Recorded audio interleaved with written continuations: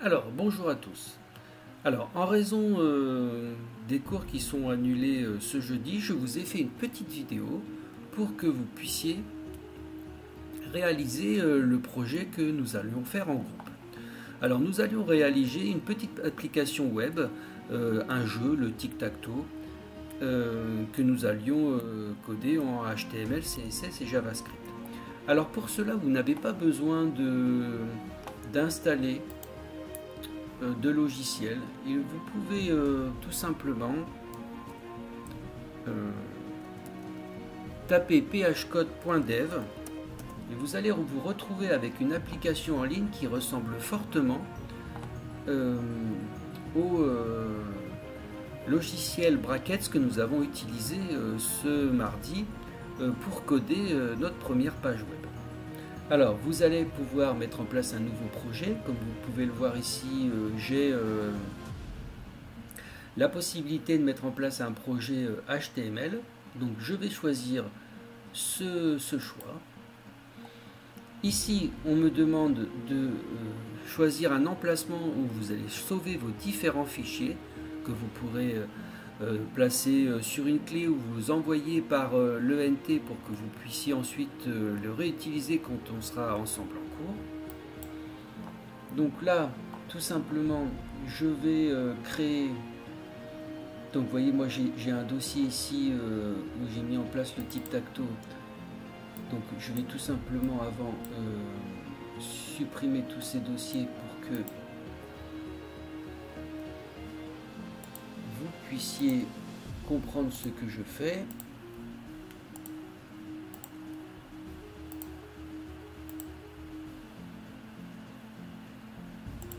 Voilà.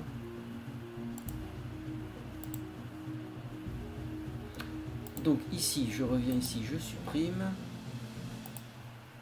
Voilà, vous voyez, donc je me mets dans mes documents et vous créez un fichier, un dossier pardon, qui va s'appeler tic-tac-toe. Donc par exemple, moi je vais supprimer ce dossier. Voilà, je le supprime. Je vais en créer un nouveau. Donc vous voyez, hop, tic-tac-toe, j'en crée un. Nouveau dossier. Je l'appelle tic-tac-toe. Voilà, je le valide. Je le choisis et je le sélectionne. Je demande d'afficher et je crée le projet. Donc comme vous pouvez le voir ici, donc vous voyez là il y a un aperçu qui s'est mis en place. Vous pouvez, si c'est le cas, vous pouvez vous cliquer sur le petit icône qui est ici, ça vous enverra votre fichier dans une page web. Ce sera plus facile de naviguer entre les deux. Alors nous allons supprimer tout ce qui se trouve dans les différents fichiers. Donc vous voyez, je supprime. N'oubliez pas de faire CTRL S. Vous voyez qu'il y a un petit point qui est apparu. Vous faites CTRL S pour enregistrer les modifications. On supprime aussi tout ce qui se trouve dans le fichier script.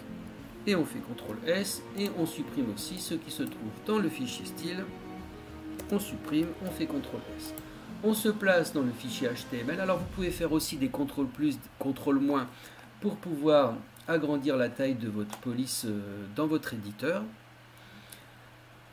Donc nous allons coder. Nous allons mettre en place. Donc vous voyez, la première ligne indique au navigateur que nous allons coder notre page en utilisant le HTML5. Ainsi, le moteur HTML5 se mettra en route pour décoder votre page. On va mettre en place la balise qui va encadrer tout notre code. C'est une balise HTML. Et dans cette balise, à l'intérieur de cette balise HTML, il y a deux balises importantes. La balise head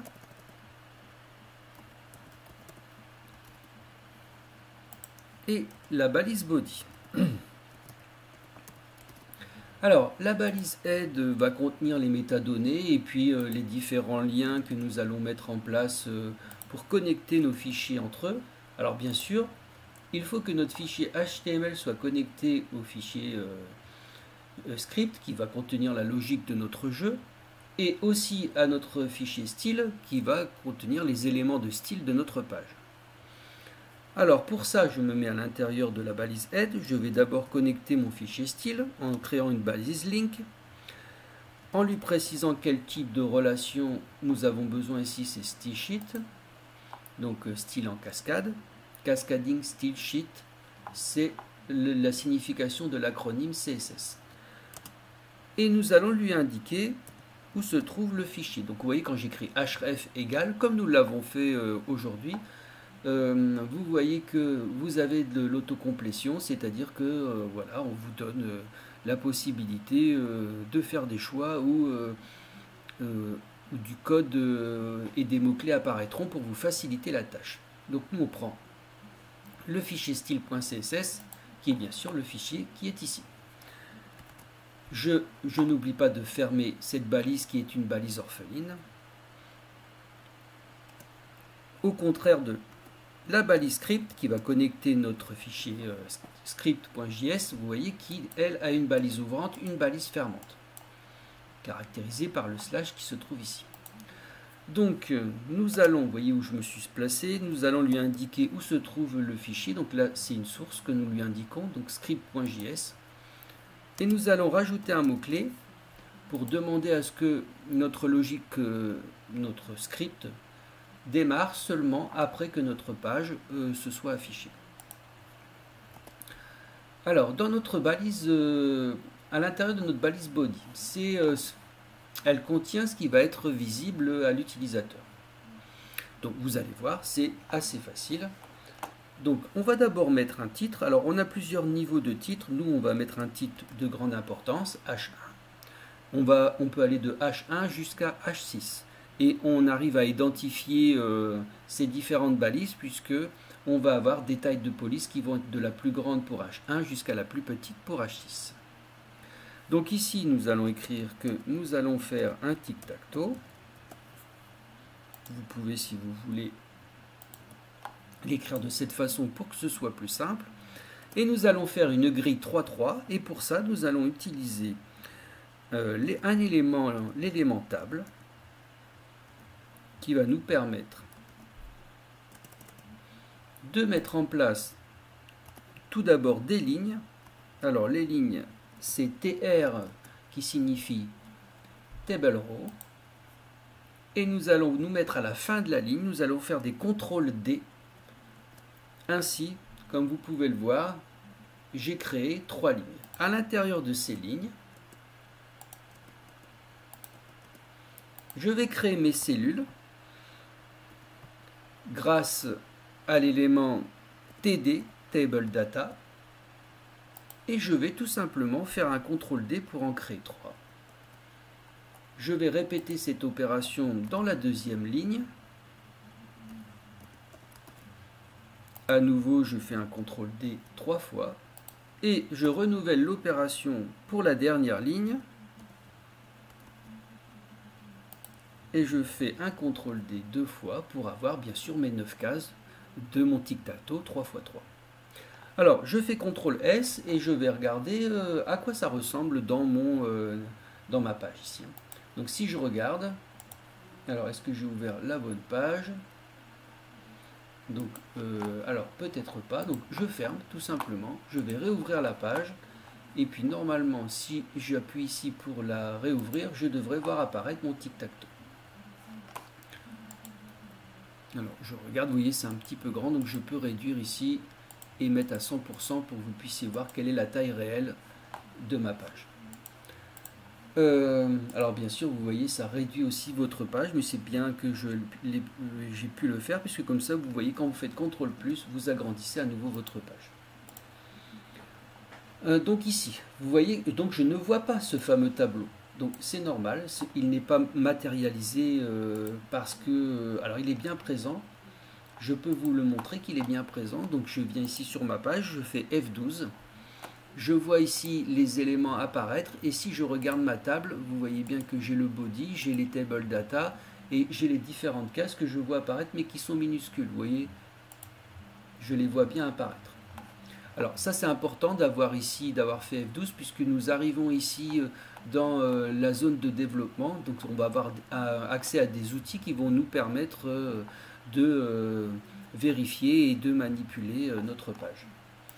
Donc quand je suis ici, ce qu'il faut que je fasse, c'est que je rende un peu plus visuel mon tic-tac-toe. Donc je vais aller dans mon fichier style. Je vais prendre les cellules, donc TD. Donc je vais faire un CTRL+ pour agrandir un peu ma page. Et je vais faire ALT-GR4 pour avoir les accolades. Et maintenant, je vais donner des caractéristiques à mes cellules. La première chose que je vais faire, c'est tout simplement mettre une bordure à mes cellules. Donc la bordure que je vais placer tout simplement pour l'instant, ce sera juste une bordure solide. Mais je pourrais donner d'autres caractéristiques de style à cette bordure. Je vais mettre une largeur et une hauteur à ma cellule. Alors là, je vais mettre un 6 VW. Je vais vous expliquer à quoi correspond l'unité VW. Une hauteur, et je vais essayer de faire des cellules carrées, donc j'ai repris la même unité. Et normalement, si je fais CTRL S, je devrais maintenant voir apparaître mon tic-tac-toe. Et comme vous voyez, mon tic-tac-toe est bien apparu. Et cette fois-ci, quand je repasse ici sur mes outils, je vois bien les différentes cases et les informations qui sont sur mes différentes cases. Alors, je vais essayer un peu de centrer tout mon titre et puis mon tic-tac-toe. Alors pour le titre, c'est assez facile. Pour le centrer, je viens ici, je vais faire H1, je mets aussi les accolades et puis je vais régler le style de ce titre. Alors, je peux faire tout simplement une première chose, c'est le transformer en bloc pour pouvoir lui donner des dimensions de hauteur par exemple, pour en créer une bannière, mais ça vous savez déjà le faire puisque nous l'avons fait ce mardi. Et ensuite, je vais régler la taille de la police. Par exemple, nous allons faire un 5 VW. Nous allons centrer le texte. Donc, texte à ligne center. Je regarde un peu ce que ça donne. Vous voyez que mon titre est bien venu se placer. Alors, l'avantage, bien sûr, d'avoir utilisé l'unité VW, c'est que nous donnons en fait un pourcentage de la largeur de la page.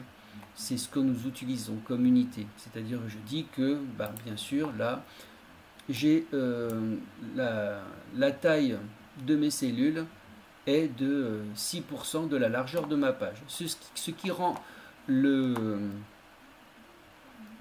mes éléments responsifs. C'est-à-dire que si je réduis ma page, vous voyez que la police ainsi que les cases s'adaptent en fonction du pourcentage que j'ai fixé.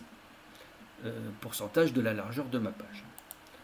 Alors il y a aussi le pourcentage de hauteur qui est tout simplement VH qui me permet cette fois-ci de régler mes éléments en fonction de la hauteur de ma page, ce qu'on fait très peu.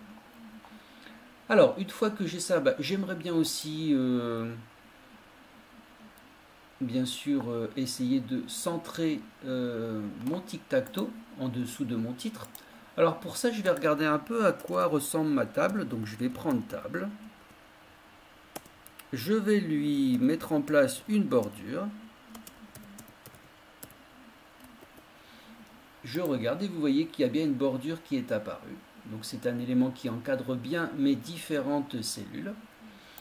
Et donc j'ai la possibilité tout simplement de lui indiquer que je veux qu'il place une bordure à gauche de façon automatique, une bordure à droite aussi automatique, et du coup il va égaliser la bordure à gauche et à droite, et donc tout naturellement centrer mon tic-tac-toe. Donc vous voyez, rien de bien difficile. Alors ensuite, vous réglez à votre convenance si vous n'êtes pas satisfait des dimensions. Par exemple ici le H1 j'ai mis pour la taille de la police j'ai mis 5, vous pouvez descendre, mettre 4, 3 en fonction de votre appréciation personnelle. Alors, moi, j'ai mis, vous voyez ici, une hauteur de 10. Je vous montre un peu ce que ça donne. Je vais mettre en place une couleur de fond pour ma bannière. Donc, je vais faire un background color. Je ne vais pas choisir une couleur qui est déjà fixée. Vous savez tous maintenant utiliser le RGB. Et A, c'est tout simplement la composante alpha. Cette composante va nous permettre de rendre plus ou moins transparent la couleur. Donc, c'est une valeur qui va de 0 à 1. 0, eh bien, ma couleur est complètement transparente. 1, elle est opaque, je ne vois rien à travers cette couleur. Je fais CTRL S et comme vous pouvez le voir, j'ai bien ma couleur, sauf que j'ai un petit défaut, c'est que mon texte n'est pas centré verticalement. Pour ça, c'est assez simple. Je vais régler ce qu'on appelle la hauteur de ligne. Donc le line 8, que je vais régler à la même dimension que la hauteur de ma bannière. Alors, comme nous l'avons déjà vu, hein, n'oubliez pas bien sûr vos points-virgules à chaque fois que vous avez renseigné un attribut et sa valeur. Sinon, comme je peux vous le faire voir ici, si je l'oublie, tout le reste sera non effectif. Alors, je regarde ce que ça donne. Donc, vous voyez que là, c'est bien centré. Alors, bien sûr, vous allez vous dire, oui, mais j'aimerais bien que peut-être mon bandeau ici soit de la même largeur que mon tic-tac-toe. Eh bien, tout ça est possible. Donc vous avez vu que ici j'ai réglé à 4VW, c'est peut-être encore un peu grand pour la taille, je vais réduire. Là je vois que je vais pouvoir l'adapter. Peut-être que la hauteur est un peu trop grande, mais si vous changez la hauteur ici, n'oubliez pas de changer la hauteur de ligne pour que votre texte soit toujours centré. Et bien sûr, je peux lui imposer une largeur qui va être de quelle dimension? Vous voyez que mes cellules sont de 6, j'en ai 3. Donc j'aurais envie de faire 3 x 6, 18, sauf qu'il ne faut pas que j'oublie les différentes ici espaces qui se sont implantés, ainsi que l'épaisseur de ma bordure. Alors pour ça, je peux tout simplement ici regarder un élément, vous voyez, et puis vous avez ici la taille de l'élément. Donc ici je suis sur une ligne. Si je vais sur un élément lui-même, je vois que la bordure tout simplement fait 1 pixel. Et puis que donc, la bordure pardon, fait 1 pixel. Que j'ai un padding à l'intérieur, mais ça ne m'intéresse pas. Donc j'ai 1,5 pixels pour la bordure. Maintenant si je regarde ma table ici, là la table, je vois que je vais regarder la bordure fait aussi 1,5. D'accord. Et j'ai un padding pour mes éléments. Ici, si je regarde, j'ai pas de padding pour mes éléments. Donc, j'ai quelque chose qui fait 3. Donc, j'ai 1,5 ici, 1,5 ici, 1,5 ici, 1,5 ici. Donc, vous voyez que normalement, j'ai à peu près 6 pixels en plus de mes 6 pixels qui sont ici. Donc, j'ai 3 x 6, 18, plus encore 6. Donc, ça fait normalement 24 pixels. Alors donc du coup je vais tout simplement écrire que je vais faire 3 x 6 18, donc 18 VW, et je voudrais ajouter bien sûr mes 6 pixels. Vous voyez, c'est ce que je voudrais essayer de réaliser.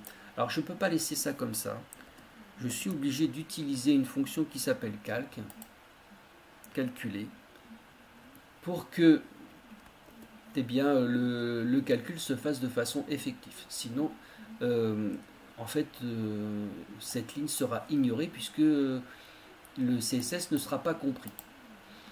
Donc, si je regarde, donc vous voyez là, c'est un petit peu petit. Alors, qu'est-ce que j'ai fait? Donc, alors ça doit être mon texte qui est encore trop grand. Voilà. Donc là, ça tient bien dans la zone que j'ai délimitée. Mais par contre, vous voyez, ce n'est plus centré au-dessus. bah, comme je l'ai fait pour la table ici, je vais rajouter tout simplement le centrage automatique. Et vous voyez qu'ici, c'est parfaitement centré. Alors, vous avez vu que j'ai encore ici des choses qui ne sont pas bien réglées parce que vous voyez, j'ai l'espace ici que je n'ai pas considéré. Donc là, je vous montre un peu. Donc si je regarde la cellule, si je regarde ici la ligne, vous allez mieux comprendre. Donc vous voyez, j'ai 141 et 836 ici pour la longueur. Mais si je regarde qu'une case, là ici, donc je vais avoir ici, vous voyez les détails de ce qui se passe là. Et moi, ce qui m'intéresse, c'est toute la largeur ici de la zone. Et donc je vais faire 1 plus 1,5 plus 40,945. Alors si je fais ça, je vais prendre la calculatrice pour vous montrer.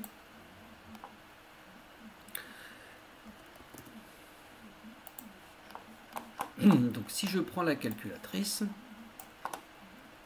voyez, je vais faire 1,5 plus 1 plus 1 plus 1,5. Vous voyez, je suis en train de tout compter ici. D'accord? Plus les 40,945. Moi, je m'occupe que de la longueur, hein, on est d'accord? Donc, plus 40,945. Alors, attendez, j'ai fait une bêtise. Hop, on va recommencer. Donc, 1,5 plus 1 plus... Alors, non, ça... Ah oui, là j'ai un plus 6, comment ça se fait? Hop, on efface.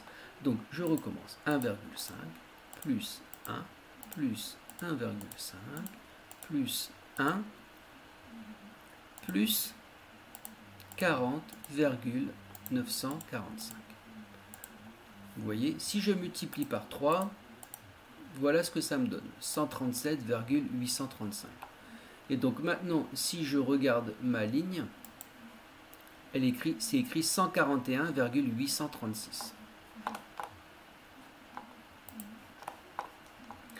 Donc, je vais faire tout simplement... Alors, vous voyez, en fait, hein, ici, on a une approximation. Hein. Donc, si vous voyez, si je compte ici, je vois que j'ai au total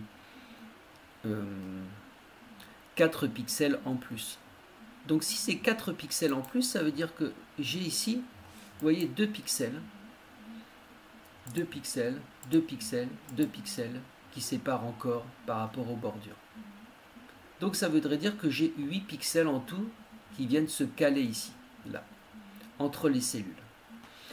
Alors, je peux tout simplement venir ici dans mon style.css. Et normalement ici, j'ajoute 8, donc je suis à 14. Et si je regarde, vous voyez bien que je suis bien arrivé au bord ici de ma cellule. Alors, bien sûr, je vais enlever la bordure qui nous gêne ici, la bordure de la table. Vous pouvez la garder, hein, mais il va falloir encore ajouter un élément qui nous manque. Et vous voyez que j'ai quelque chose qui est à peu près... alors, je pense que j'ai oublié quelque chose. 6, oui, j'ai dû oublier quelque chose. Je viens de m'en rendre compte.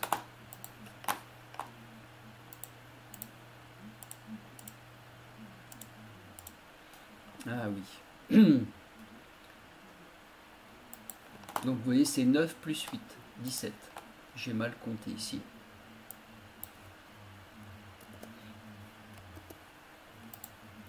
Et là, j'ai quelque chose qui est bien aligné avec mon tic-tac-toe. Vous voyez, hein, en fait, j'ai mal compté. J'ai pas compté 2 fois ici à chaque fois. J'ai négligé le comptage. Donc une fois que j'ai réalisé ça, donc bon, après il y a des choses qui ne vont pas vous convenir, hein, donc ça vous les modifierez. Par exemple, vous voyez la hauteur du H1, moi je la trouve un petit peu trop grande, donc vous pouvez mettre à 5, et vous n'oubliez pas de mettre à 5 ici, et vous avez peut-être quelque chose qui est un peu plus designé, vous voyez, ça c'est un peu plus beau. une fois que vous avez réalisé ça, je vais vous montrer. Donc nous, on va s'amuser à cliquer et puis bien sûr à colorer cette zone. Donc tout simplement, je vous montre ici. Je vais me mettre sur le premier ici. Et donc on va écrire qu'on va cliquer. Sur quoi? Sur notre élément.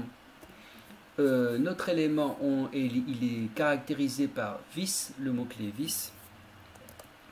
On va lui modifier son style. Qu'est-ce que je vais modifier? Le background color. Alors attention, vous voyez par rapport au CSS, le CSS écrit le background color de cette façon. Quand j'utilise du code, c'est-à-dire que je vais l'intégrer là, ici, je suis en train d'écrire du JavaScript, en fait, ce caractère n'est pas autorisé, puisqu'il serait confondu avec le signe moins. Donc on colle le texte et on vient mettre ici un grand C pour background color. Égal quoi? Eh bien je vais lui dire, hop, vous voyez j'ai mis des simples codes que je veux que ça se transforme en rouge. Je peux ou ne pas mettre un point virgule, mais je vous conseille d'en garder l'habitude, même s'il n'est plus d'utilité dans le codage. Et comme ça, au moins, vous savez que ça caractérise la fin d'une instruction. Maintenant, si je regarde ce qui se passe ici, donc vous voyez, il ne se passe rien dans ces cases, mais ici, elle se colore bien en rouge. Donc voilà pour le premier, le travail que vous avez à réaliser. Alors j'ai fait ça un peu rapide parce que nous sommes un peu pressés par le temps, puisque vous devez avoir cette vidéo pour jeudi. Donc vous excuserez un petit peu mon imprécision globale en voulant aller vite. Essayez juste d'arriver jusqu'à la réalisation de cette petite interface du tic-tac-toe. Et la prochaine fois que nous travaillerons ensemble, nous travaillerons sur l'amélioration de cette interface visuelle et de la mise en place, tout bêtement, de la logique du jeu pour qu'on puisse jouer au tic-tac-toe. Je vous souhaite bon courage et on se voit de toute façon la semaine prochaine.